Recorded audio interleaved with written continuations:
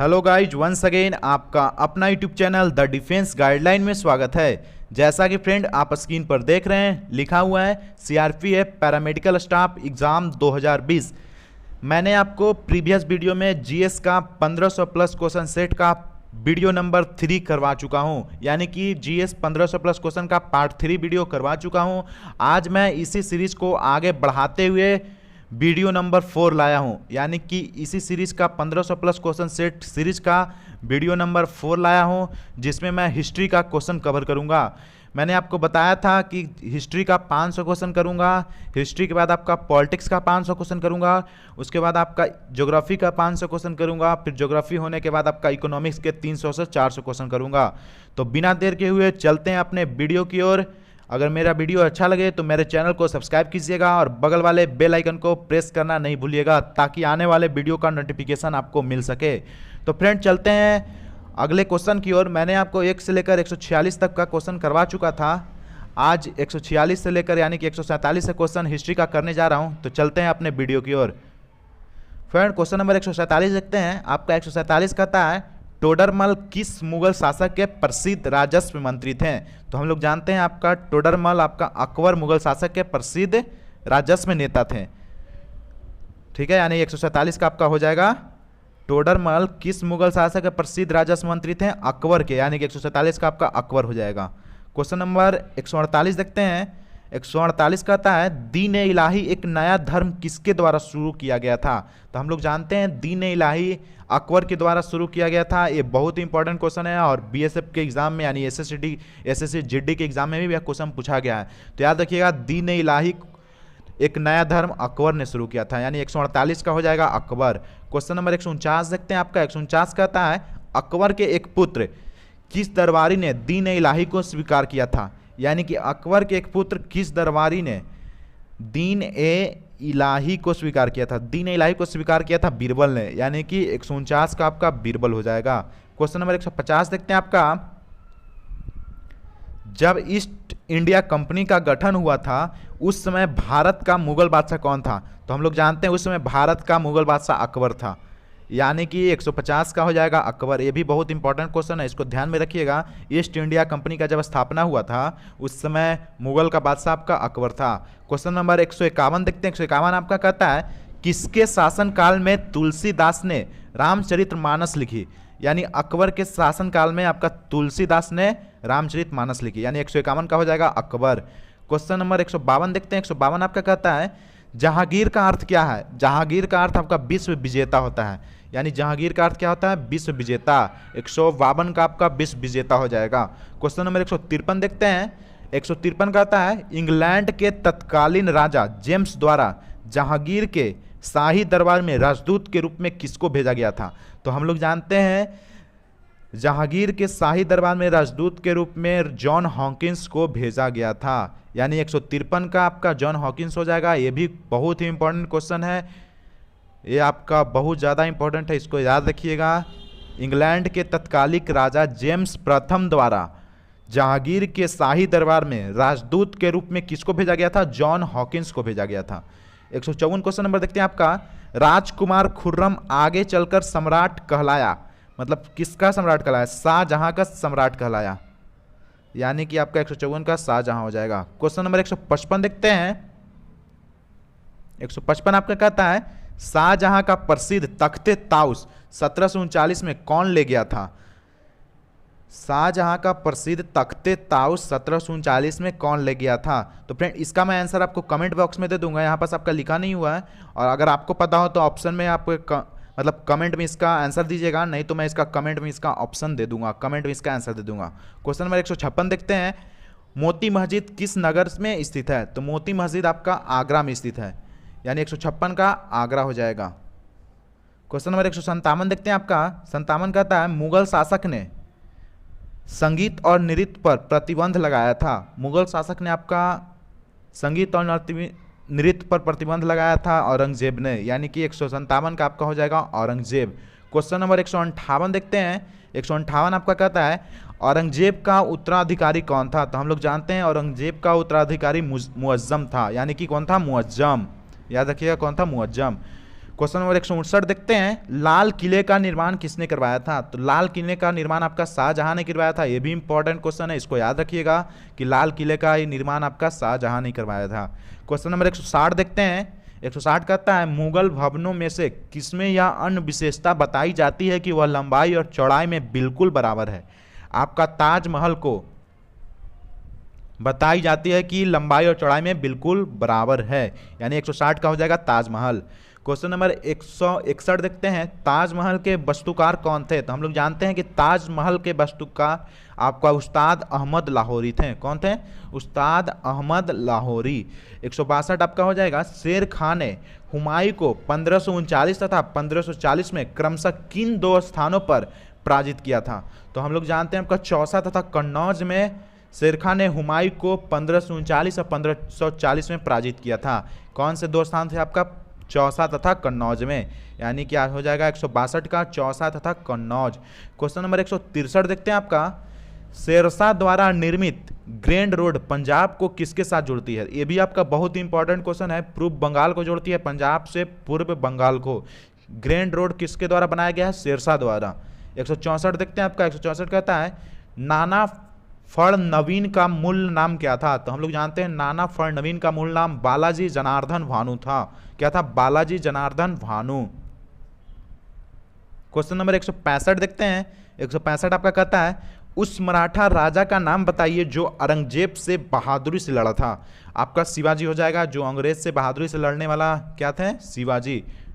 Question number 166 देखते हैं आपका, 166 कहता है, शिवाजी को पकड़ने के लिए औरंगजेब द्वारा किस जनरल को भेजा गया था? शाइस्ता खान को भेजा गया था शिवाजी को पकड़ने के लिए, यानी कि 166 का आपका हो जाएगा शाइस्ता खान। क्वेश्चन नंबर 167 देखते हैं आपका, 167 कहता है, 1700 में ईस्वी में राजा राम की मृत्यु के बाद मराठों ने मुगलों के विरुद्ध युद्ध उसकी वीर पत्नी के नेतृत्व में जारी रखा था। उसकी पत्नी कौन थी? मतलब जो राजा राम की मृत्यु के बाद मराठों ने मुगलों के विरुद्ध आपका ताराबाई, यानी कि वीर पत्नी ताराबाई के नेतृत्व में जारी रखा था, यानी 167 के आपका हो जाएगा ताराबाई। क्वेश्चन नंबर 168 देखते हैं आपका, शिवाजी के राज की राजधानी कहाँ थी? यानी शिवाजी के राज की राजधानी कहाँ थी? आपका रायगढ़ में, यानी कि 168 का हो जाएगा रायगढ़। क्वेश्चन नंबर 169 देखते हैं आपका, 169 कहता है, लड़ाकू पेशवा कहा जाता है। आपका लड़ाकू पेशवा बाजीराव प्रथम को कहा जाता है। क्वेश्चन नंबर 170 देखते हैं, पेशवाओं का संस्थापक कौन था? तो पेशवाओं का संस्थापक आपका बालाजी विश्वनाथ का, यानी कि ये भी इंपॉर्टेंट क्वेश्चन है, पेशवाओं का संस्थापक कौन था? बालाजी विश्वनाथ। क्वेश्चन नंबर 171 देखते हैं आपका, प्रथम आंग्ल मराठा युद्ध कौन सी संधि द्वारा समाप्त हुआ था? सालाबाई की संधि में समाप्त हुआ था। याद रखिए, ये भी इंपॉर्टेंट क्वेश्चन है। प्रथम आंग्ल मराठा युद्ध आपका सालाबाई की संधि के दौरान समाप्त हुआ था, यानी 171 में सालाबाई हो जाएगा। क्वेश्चन नंबर 172 आपका देखते हैं, 172 कहता है, अंग्रेजों द्वारा कलकत्ता में निर्मित दुर्ग का नाम क्या था? तो जो कलकत्ता में निर्मित दुर्ग का नाम फोर्ट विलियमसन था, यानी कि 172 का फोर्ट विलियम हो जाएगा। क्वेश्चन नंबर 173 देखते हैं, भारत में डच सबसे प्रारंभिक उपनिवेश कहाँ किया था? तो हम लोग जानते हैं भारत में डच सबसे पहले मुसल्लीपट्टनम में किया था 1611 ईस्वी में। क्वेश्चन नंबर 174 आपका देखते हैं, अंग्रेजों शासक चार्ल्स द्वितीय को किसकी राजकुमारी से विवाह करने के लिए बंबई दहेज में दिया गया था? पुर्तगाल से आपको शादी करने के लिए बंबई को दहेज में दिया गया था, यानी 174 का हो जाएगा पुर्तगाल। क्वेश्चन नंबर 175 देखते हैं आपका, 175 कहता है, पुर्तगाली यात्री वास्को डी गामा का कालीकट आने पर भव्य स्वागत करने के लिए भारतीय राजा का नाम क्या था? जमोरिन था। 175 का क्या हो जाएगा? जमोरिन। क्वेश्चन नंबर 176 आपका देखते हैं, 76 कहता है, भारत में सबसे पहले आने वाला और सबसे बाद में जाने वाला देश कौन था? तो आपका पुर्तगाल था। सबसे पहले आपका पुर्तगाल आया था 1498 में, और उसके बाद आपका सबसे बाद में जाने वाला भी पुर्तगाल था। क्वेश्चन नंबर 177 आपका देखते हैं, 177 कहता है, पुर्तगाली द्वारा कालीकट से ले जाए जाने वाले कालीकट के सूती कपड़े यूरोप में आमतौर पर कहलाते थे क्या? आमतौर पे उसको कहा जाता था यूरोप में कैलिको, यानी कि 177 का हो जाएगा कैलिको। क्वेश्चन नंबर 178 आपका देखते हैं, 178 कहता है, अपने शासन के दौरान अंग्रेज किसानों को आसाम में क्या उगाने के लिए मजबूर करते थे? चाय। अपने शासन के दौरान अंग्रेज किसान को चाय उगाने के लिए मजबूर करते थे। तो याद रखिएगा 178 का हो जाएगा चाय। क्वेश्चन नंबर 179 देखते हैं, गुरु गोविंद सिंह द्वारा खालसा पंथ की स्थापना किस वर्ष हुई? तो गुरु गोविंद सिंह द्वारा खालसा पंथ की स्थापना आपका 1699 ईस्वी में हुआ था, यानी 179 का हो जाएगा आपका 1699। क्वेश्चन नंबर 180 देखते हैं, किस गुरु नानक का जन्म स्थान कौन सा? गुरु नानक का जन्म स्थान कौन सा था? आपका तालावंडी, यानी गुरु नानक का जन्म कहाँ हुआ था? तालावंडी में।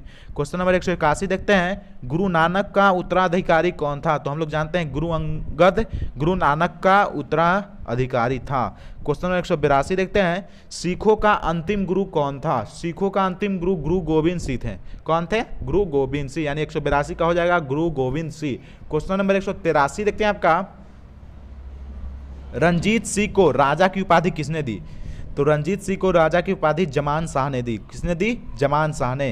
क्वेश्चन नंबर 184 आपका देखते हैं, नादिर शाह के आक्रमण के समय दिल्ली का शासक कौन था? तो हम लोग जानते हैं कि नादिर शाह ने 1739 पर भारत में आक्रमण किया था। उस समय दिल्ली का शासक आपका मोहम्मद शाह था। कौन था? मोहम्मद शाह। नादिर, ये भी बहुत ही इंपॉर्टेंट क्वेश्चन है, कई बार पूछा गया है और आशा करते हैं कि इस बार भी पूछा ही जाएगा। नादिर सिंह ने कब आक्रमण किया था? 1739 ईस्वी में किया था। आपका उस समय दिल्ली का शासक कौन था? आपका मोहम्मद शाह था। क्वेश्चन नंबर 185 आपका देखते हैं, अवध के समय स्वायत्त राज का संस्थापक कौन थे? अवध के स्वायत्त राज का संस्थापक आपका शहादत खां थे। कौन से? शहादत खां। क्वेश्चन नंबर 185 का हो जाएगा शहादत खां। टिप्पू सुल्तान कहाँ का शासक था? तो हम लोग जानते हैं टिप्पू सुल्तान आपका मैसूर का शासक था, जो द्वितीय एंगुल मैसूर बार में मारा गया था। याद रखिएगा ये भी कि टिप्पू सुल्तान कब मारा गया था? द्वितीय एंगुल मैसूर बार में मारा गया था। क्वेश्चन नंबर 187 आपका देखते हैं, तथाकथित काल कोठरी दुर्घटना किस बात को उल्लेख करती है? आपका तथाकथित उस समय काल कोठरी योजना को, यानी काल कोठरी जो दुर्घटना हुई थी 1740 ईस्वी में, 20 जून 1740 ईस्वी में आपका काल कोठरी दुर्घटना हुई थी। याद रखिए कब हुई थी? 20 जून 1740 ईस्वी में काल कोठरी आपका हुई थी। उस समय आपका मीर जाफर थे, वहाँ का जैसे बंगाल का नवाब मीर जाफर था। उसी समय 123 अंग्रेजों को मीर जाफर ने एक छोटे से कमरे में बंद कर दिया था। उस समय सब कोई, मतलब उसमें से बहुत सारे लोग मर गए, केवल 46 लोग ही बचे थे। यानी 123 को अंग्रेजों को एक कमरे में बंद कर दिए थे मीर जाफर ने, और उसके बाद उस समय मात्र 123 अंग्रेजों में से 46 ही बचे। तो उसका उल्लेख करता है कि 123 अंग्रेजों को एक छोटे से कमरे में तथाकथित कैद कर, जिसके परिणाम स्वरूप उनमें से अधिकांश की मृत्यु हो गई थी। उसमें से 46 की मृत्यु हो गई थी काल कोठरी में। काल कोठरी आपका दुर्घटना कब हुआ था? तो याद रखिएगा 20 जून 1740 ईस्वी को हुआ था। क्वेश्चन नंबर 188 आपका देखते हैं, 1757 में प्लासी में युद्ध में सिरजोदौला के साथ किसने विश्वासघात किया था? तो आपका मीर जाफर ने विश्वासघात किया था। यानी 1757 में प्लासी में युद्ध में सिरजोदौला के साथ किसने विश्वासघात किया था? मीर जाफर ने। याद रखिएगा किसने किया था? मीर जाफर ने। प्लासी की लड़ाई किसके बीच लड़ी गई थी? प्लासी की लड़ाई आपका सिरजोदौला और रॉबर्ट क्लाइव के बीच लड़ी गई थी। किसके बीच लड़ी गई थी? रॉबर्ट क्लाइव के बीच लड़ी गई थी। क्वेश्चन नंबर 190 देखते हैं, पुर्तगाली संस्कृति के अवशेष भारत में कहाँ पाए जाते हैं? आपका पुर्तगाली संस्कृति के अवशेष भारत में गोवा में पाए जाते हैं। याद रखिएगा गोवा में आपका पुर्तगाली पाए जाते हैं। क्वेश्चन नंबर 191 आपका देखते हैं, किस युद्ध से भारत में फ्रांसीसियों के भाग्य का निर्णय हुआ था? आपका बांडीवस की लड़ाई में। किस युद्ध से भारत में फ्रांसीसियों का भाग का निर्णय हुआ था? बांडीवस की लड़ाई में। बांडीवस की लड़ाई आपका 1760 ईस्वी में हुई थी। उसमें आपका अंग्रेजों के तरफ से आयर कूट ने आपका नेतृत्व किया था। बांडीवस की लड़ाई 1760 ईस्वी में हुई थी।